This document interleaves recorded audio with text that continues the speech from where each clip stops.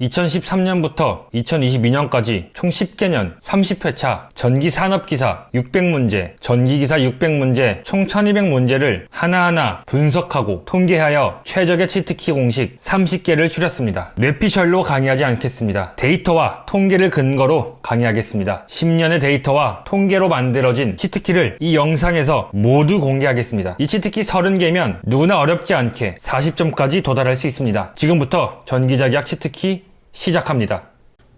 우리가 시험에 떨어지는 이유는 어려운 문제를 틀려서가 아니라 매번 나오는 쉬운 문제를 틀려서라고 합니다. 이번 마지막 전기자기학 치트키까지 여러분들 잘 정리해 주시고요. 매번 나오는 쉬운 문제들 꼭 맞추셔서 쉽게 합격하시기를 바라겠습니다. 22번째 치트키, 자화에 필요한 에너지 정리해 보겠습니다. 이 자화에 필요한 에너지를 우리가 다른 말로는 자석 표면 흡인력이라고도 합니다. 단위는 뉴턴 퍼 제곱미터가 되고요. 다른 말로는 자개 에너지 밀도라고도 해요. 단위는 줄 퍼 세제곱미터가 됩니다. 즉 의미하는 건 하나인데 표현법이 3개다라는 겁니다. 그래서 이 3가지 워딩을 여러분들이 모두 기억을 해 주셔야 됩니다. 공식은 아주 간단해요. W 에너지는 2분의 1 BH 이러고 끝입니다. 아주 재밌죠? 우리가 단 하나의 공식만으로도 이 3가지의 표현법이 있다는 것이죠. 그리고 아주 재밌는 것은 여기에서 우리가 앞에 배웠던 자석밀도 B를 μh라고 대입을 해서 공식을 정리해보면은 2분의 1 μh 제곱이라고도 쓸 수 있게 되고요. 2μ분의 B제곱이라고도 쓸 수 있겠죠. 단위는 뉴턴 퍼 제곱미터가 될 수도 있고요. 줄 퍼 세제곱미터가 될 수도 있습니다. 그래서 이 3가지 워딩 그리고 이 공식 한 가지 꼭 기억해 주시기를 바라겠습니다. 23번째 치트키는 솔레노이드의 인덕턴스입니다. 우리 인덕턴스 L은 길이 L분의 투자율 단면적 곱하기 권선수의 제곱 L분의 뮤s N 제곱이라고 쓸 수 있고요. 단위는 헨리가 되겠습니다. 헷갈리시면 안 되는 게 이 스몰 L은보다 길이 솔레노이드의 길이가 되겠다. 그런데 솔레노이드의 종류에는 좀 크게 2가지로 나눌 수 있는데 첫 번째는 환상 솔레노이드입니다. 두 번째는 무한장 또는 직선 솔레노이드인데 환상 솔레노이드는 이 L 이퀄 L분의 뮤s N제곱 그대로 가시고 오시면 됩니다. 단위는 헨리가 되고요. 자, 그런데 무한장에서는 우리가 이 L을 기존 공식 뮤s N제곱에서 뭘 해주냐면은 길 2로 한 번 더 나누어 줍니다. 즉 L분의 1을 한 번 더 곱해주겠다라는 것이죠. 그렇게 해서 식을 정리해보면은 L 제곱분의 뮤s N제곱이 되고요. 우리가 여기서 L제곱분의 N제곱을 묶어서 스몰 n이라고 써줄 거예요. N제곱이 되겠죠.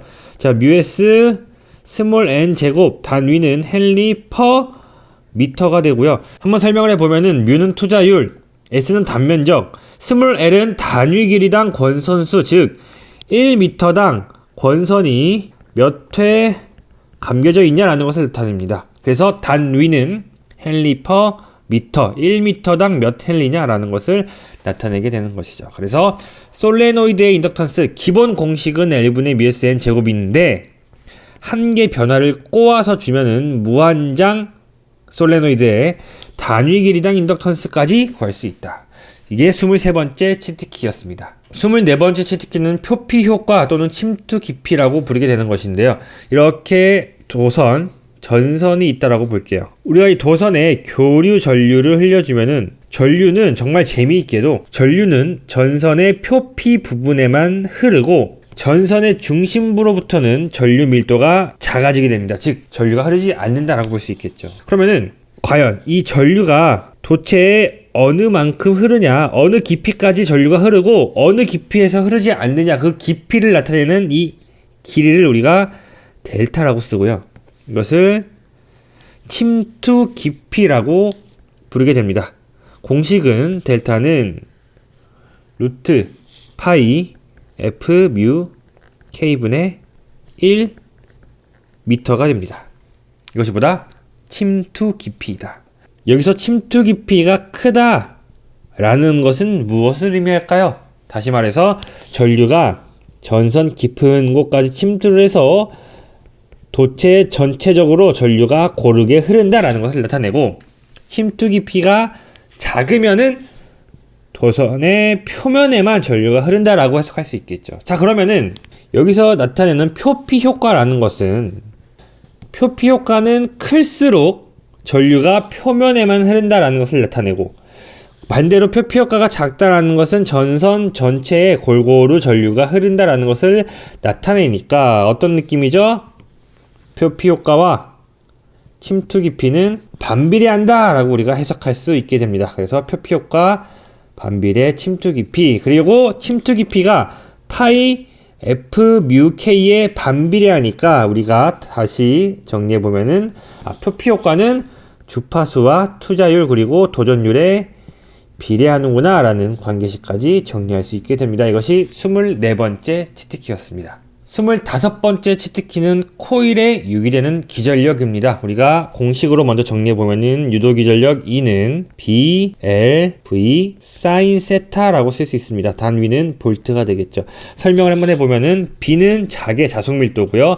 L은 도체의 길이, V는 도체의 운동속도, 그리고 사인 세타는 자개와 운동 방향이 이루는 각도를 의미합니다. 그림으로 한번 그려야지 여러분들이 좀 쉽게 이해할 수 있을 것 같아요. 우선 우리가 이 공식을 언제 쓰는지부터 정확히 파악을 하고 있어야 되는데요. 이렇게 자석이 있다고 볼게요. N극의 자석이 있으면은 이렇게 일정한 자속을 만들어내겠죠. 이 자속 밀도를 B라고 하겠습니다. 이때 내가 뭘 할 거냐면은 이렇게 도체 한 개를 근처에 갖다 놓은 다음에 이 도체를요, 자개 내에서 속도 V로 이렇게 운동시키는 거예요. 속도 V로 이렇게 왔다 갔다 시키니까 어떤 이만큼의 기전력이 발생한다라는 거죠. 우리말로 한번 풀어서 써보면은 잘 따라오셔야 됩니다. 일정한 자개 내에 도체를 속도 V로 움직일 때 도체에 유기되는 기전력을 의미한다. 그런데 이 공식이랑 가장 많이 여러분들이 헷갈려 하시는 공식이 또 뭐 있냐면은 이런 공식이 있습니다. 전자력이라고 하는 공식인데요. F는 B, I, L, 사인 세타라는 공식이 있어요. 여러분들이 이거랑 너무 많이 헷갈려 하세요. 이 공식은 우리가 언제 쓰는 거냐면은 마찬가지로 일정한 자개가 있다라고 하겠습니다. 자속이 나오겠죠. 이때 내가 여기다가 도체를 놓고 도체에다가 전류를 흘려요. 이때 도체가 받는 힘을 나타내는 것이 F는 BIL 사인 세타, 다른 말로는 전자력이라고도 하는데요. 이것도 우리말로 한번 풀어서 써보면은 일정한 자개 내에 도체를 놓고 도체에 전류를 흘렸을 때 도체가 받는 힘을 의미합니다. 받는 힘을 의미하게 됩니다. 자, 두 개를 비교해 보니까 뭐예요? E는 BLV 사인 세타는 언제 써요? 자개 내의 도체를 속도 V로 막 움직였더니 도체에 전압이 생긴다더라. 자, 두 번째 FBIL 사인 세타, 이거는 전자력이라고 하죠. 이거는 자개 내에 도체를 넣고 전류를 흘렸더니 힘 F가 발생한다더라. 이것이 전자력의 공식이 되겠습니다. 그래서 이 두 개 공식 잘 분류해서 사용해 주시기를 바라겠습니다. 26번째 치트키는 상호 인덕턴스에 관한 공식인데요. 코일이 두 개 있더라고 할게요. 첫 번째 코일 이름을 A 코일이라고 할게요.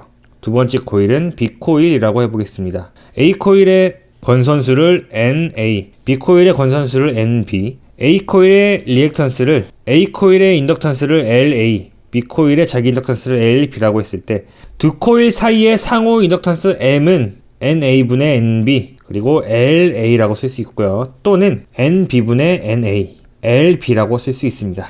자, 이 두 가지의 특징을 파악하셨나요? 네. A와 A, B와 B 이렇게 분모해서 연결을 시켜주면 되겠습니다. 이해하셨죠? 분모에 A가 오면은 인덕턴스에 A가 오고요. 분모에 B가 오면은 B의 인덕턴스를 곱해주시면 되겠습니다. 이것이 두 코일 사이의 상호 인덕턴스 공식 26번째 치트키가 되겠습니다. 27번째 치트키는 전파 속도입니다. 전자파의 속도를 의미하겠죠. 자, V는 루트 엡실론 뮤, 유전율과 투자율의 곱분의 1이라고 쓸 수 있습니다.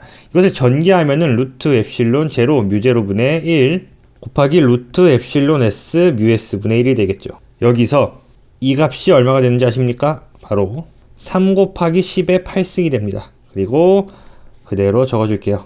단위는 미터 퍼 세컨드가 되겠습니다. 여기서 우리가 이 값을 뭐라고 부르냐면은 공기 중에서의 전파 속도라고도 부를 수 있고요. 다른 말로는 빛의 속도라고도 부르게 됩니다. 시험에서 이 값을 굉장히 자주 물어보기 때문에 꼭 기억해 주시고요. 그리고 이 값을 문제에서 비유전율과 비투자율이 곱해주면은 이 공식대로 대입만 해주시면 되겠습니다. 여기까지가 27번째 치트키 전파 속도였습니다. 28번째 치트키는 고유 임피던스인데요. 파동 임피던스라고도 부르게 되고요. 우리가 문자로는 Z0라고 쓰게 됩니다. 는 자개분의 전개가 되겠고요. 그리고 루트 엡실론 분의 뮤가 되겠습니다. 자, 이건 역시 우리가 전기를 해보면은 엡실론 제로 5분의 뮤 제로 곱하기 엡실론 S 분의 뮤 S라고 쓸 수 있겠죠. 여기서 이 값이 이제 얼마가 되냐면은 377이 된다. 곱하기 루트 엡실론 S 분의 뮤 S라고 쓸 수 있게 됩니다. 만약에 공기 중이라고 한다면은 이 친구들이 1이 되니까 고유 임피던스가 377이 된다라는 것까지 정리할 수 있겠죠. 그리고 만약 공기 중이라면은 우리가 2 나누기 H가 377에서 전개 2가 얼마다? 377H다. 뭐 이런 공식까지도 정리를 해볼 수 있겠다. 그래서 우선 가장 중요한 거는 이 관계식을 정리해 주시면 되겠습니다. 29번째 치트키는 포인팅 벡터입니다. 포인팅 벡터를 우리가 다른 말로는 단위 면적당 전력이라고도 부르게 됩니다. 단위는 와트 퍼 제곱미터가 됩니다. 문자로는 우리가 P라고 쓰고요. 그 값은 전개 외적 자개가 됩니다. 우리가 외적하면은 EH 사인 세타라고 쓸 수 있고요. 여기서 전개와 자개는 서로 수직, 즉 세타가 90도를 이루기 때문에 결과적으로는 EH가 된다. 이 과정은 여러분들 무시하고요. 첫 번째 이 공식과 두 번째 결과 EH가 된다라는 것만 기억해 주시면 되겠습니다. 이것을 우리가 포인팅 벡터라고 하게 되고요. 다른 말로는 뭐다? 단위 면적당 전력이라고도 부르게 됩니다. 드디어 마지막 30번째 치트키가 나왔습니다. 전기자격 치트키 이제 마지막이죠. 이 맥스웰 방정식 4가지를 제가 뭐 여러분들께 자세히 설명드린다기보다는 어떻게 하면 좀 쉽게 외울까 제가 좀 고민하고 연구하다가 맥스웰 방정식 암기송이라는 것을 한 30초 내로 짧게 만들었어요. 이 노래를 여러분들 한 10번 정도만 따라 불러보면은 맥스웰 방정식 4가지 뭐 어렵지 않게 암기할 수 있을 것 같습니다. 아무튼 우리 영상 마지막에 제가 노래를 한번 재생해 드릴 테니까 같이 한번 들어보시면서 암기하면 좋을 것 같고요. 마지막으로 저는 먼저 인사를 한번 드려보겠습니다. 지금까지 전기자격 치트키 4편 완강하느라 너무 고생 많으셨습니다. 제가 항상 말씀드렸다시피 이 전기자격 치트키는 제가 그냥 감으로 이것들이 시험에 자주 나오는 것 같더라라고 뇌피셜로 제가 정리한 게 아니라 실제로 10개년 정도를 분석하고 통계 내려서 시험에 나오는 것들만 뽑아서 30개로 정리를 하는 거예요. 즉 정말 아주 고농축 엑기스라고도 말씀을 드릴 수 있겠네요. 다른 말로는 제가 좀 유치하긴 하지만 치트키라고 이름을 붙였습니다. 그래서 이 치트키 잘 정리해 주시면 여러분들 40점에서 많게는 50점, 60점까지도 쉽게 갈 수 있는 말 그대로 치트키니까요. 잘 정리해 주시고요. 저는 다음에 또 회로이론, 기타 여러 가지 과목에서 찾아뵙겠습니다. 완강하시느라 수고 많으셨고요. 여러분들 지금까지 전기 치트키였습니다. 비트 주세요. 가우스 정리 전 성밀도 발산하면 전하밀도 자 성밀도 발산하면 000 전 기장이 회전하면 패러데이 마 이너스 자속밀도 편미분 자 기장이 회전하면 앙페르 전 도전류 더하기 변 위전류 맥스웰의 전자 방정식 가 우스와 패러데이 앙페르